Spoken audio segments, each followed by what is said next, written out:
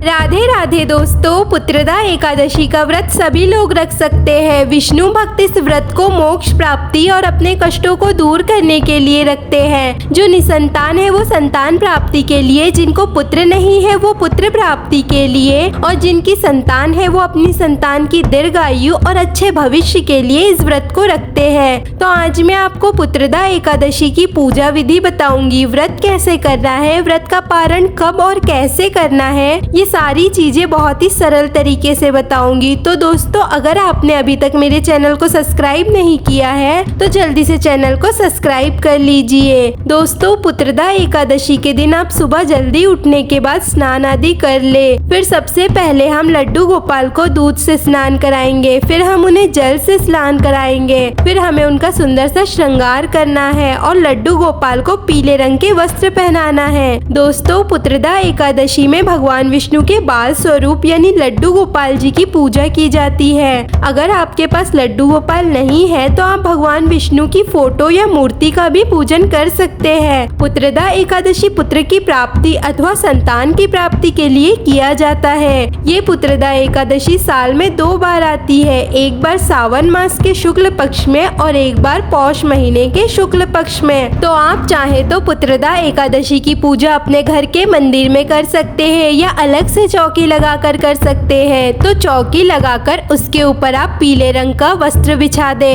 फिर चौकी की शुद्धता के लिए जल के छींटे लगा दे। उसके बाद फूलों का आसन देकर लड्डू गोपाल जी को या भगवान विष्णु को विराजित कीजिए। अगर आप भगवान विष्णु की फोटो को विराजित करते हैं तो फूल से जल के छींटे देकर उन्हें भाव रूप से स्नान करवा लीजिए। फिर दिया जलाना है तो आप दिए को भी फूल का आसन दे दे। फिर हमें पीले चंदन से भगवान का तिलक करना है, दिए को भी तिलक करे। फिर हमें अक्षत के रूप में तिल अर्पित करना है। एकादशी के दिन चावल का बिल्कुल भी प्रयोग नहीं किया जाता है, इसीलिए हमें चावल की जगह तिल का यूज करना है। और दिए में भी थोड़े से तिल जरूर डालें, क्योंकि दिए में जितने तिल चटकेंगे उतने ही हमारे कष्टों का निवारण होगा। फिर भगवान विष्णु की फोटो पर वस्त्र स्वरूप कलावा समर्पित करें। अगर आप लड्डू गोपाल जी की पूजा कर रहे हैं तो उन्हें कलावा समर्पित करने की आवश्यकता नहीं है, क्योंकि हमने उन्हें वस्त्र पहनाए हैं। फिर आप भगवान जी को इत्र लगाए और बांस की बांसुरी भी अर्पित करें। फिर भगवान जी को फूल अर्पित करें। इसके बाद हमें लड्डू गोपाल जी को दूध का भोग लगाना है। पुत्रदा एकादशी में दूध का भोग आप जरूर लगाए और इसके साथ ही कोई भी फल और मिठाई का भी भोग लगाए। भोग में तुलसी अवश्य ही डाले, क्योंकि श्रीहरि बिना तुलसी के भोग स्वीकार नहीं करते हैं। और तुलसी आपको एक दिन पहले तोड़ कर रखना है। एकादशी के दिन तुलसी नहीं तोड़ी जाती है और ना ही तुलसी पर जल चढ़ाया जाता है, तो इस बातों का आप विशेष ध्यान रखें। फिर भगवान जी को एक लोटे में जल अर्पित करें और दक्षिणा भी समर्पित करें। इसके बाद हमें व्रत की कथा सुननी है, तो आप हाथ में फूल और तिल लेकर कथा सुने। खाली हाथ कथा नहीं सुनी जाती है और आपको पुत्रदा एकादशी की कथा सुननी ही है, इसके बिना आपकी पूजा पूर्ण नहीं होगी।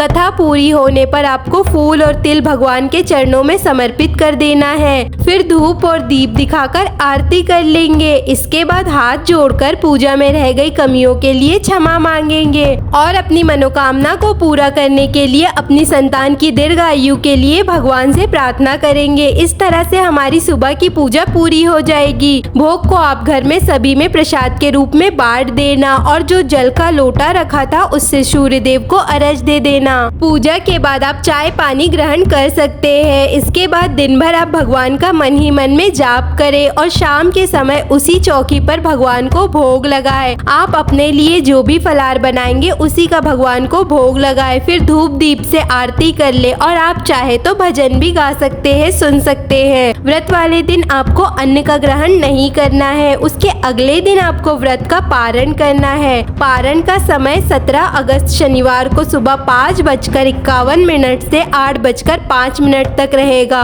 तो आप शनिवार के दिन सुबह स्नान आदि कर ले, फिर भगवान को भोग लगाकर धूप दीप दिखा दे। उसके बाद हमें दान देना है। फिर हमें अपना व्रत खोलना है और भोजन करना है। दोस्तों, एकादशी के दिन चावल का प्रयोग नहीं करते हैं, लेकिन द्वादशी के दिन चावल का भोग भगवान जी को लगाया जाता है और चावल का दान भी किया जाता है। फिर आपको व्रत के पारण में भी चावल खाना है। ध्यान रहे कि आपको एकादशी के दिन ना तो चावल पूजा में प्रयोग करना है है, ना ही आपको किसी भी कार्य में चावल का प्रयोग करना है। आप जो दान देंगे वो आप पंडित जी को दे सकते हैं या किसी गरीब को दे सकते हैं। दोस्तों, अगर आप पुत्रदा एकादशी का व्रत नहीं करते हैं तो भी इस दिन आप लड्डू गोपाल जी की पूजा जरूर कर ले और वीडियो को लाइक कमेंट शेयर जरूर करें। राधे राधे।